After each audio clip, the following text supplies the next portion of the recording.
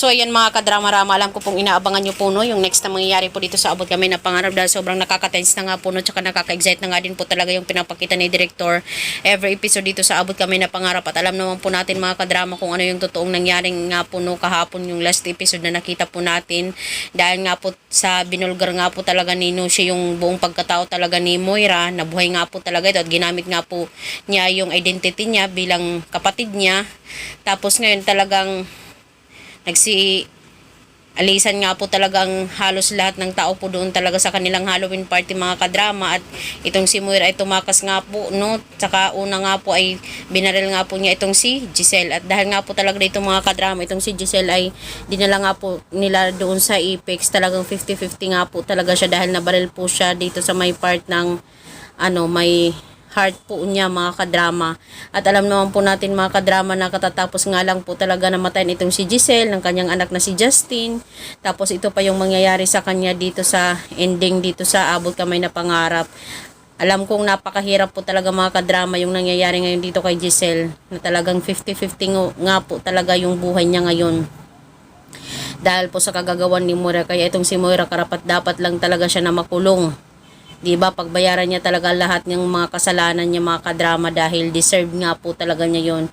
Sana noong pa man talaga inisip muna talaga ni Moira yung kahihinatnan ng lahat ng mga nagawa niya. Diba, maganda talaga na pag-iisipan po muna natin mga kadrama yung mga ginagawa natin dahil alam naman po natin na sa bandang huli pagbabayaran po talaga natin yun. Hoping nga po talaga ay makarecover pa po talaga itong si Giselle. Kawawa naman po talaga dahil heartbroken pa nga po ito pagkawala ng kanyang anak na si Justin. Ay naku, talagang laban lang talaga Giselle.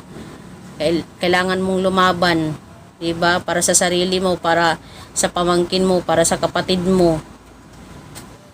Huwag ka munang sumunod sa papa mo, diba? Hoping nga po talaga mga kadrama ay mailigtas nga po talaga ito at maoperahan nga po talaga ng successful itong si Giselle para makuha nga po talaga yung bala sa kanyang katawan. Para makarecover nga po talaga siya dahil alam ko talaga na darating pa yung point na yun na sa pagtatapos talaga ng Abot Kami na Pangarap ay magigising itong si Giselle. Talagang kakausapin niya itong si Moira lahat ng mga nagawa niyang kasalanan. Doon pa yun sa kulungan mangyayari din mga kadrama. So mga kadrama, alam ko na excited din po talaga tayong lahat no sa panonood ng Abot Kami na Pangarap, kaya wag lang tayong bibitaw, laban lang. Darating din talaga sa point na yun na matatapos din talaga ito, matatapos din yung mga agam-agam natin, di ba, sa pagtatapos nito dahil nalalapit na nga po talaga yung pagtatapos. I don't know kung bukas na yung pagtatapos or this month pa.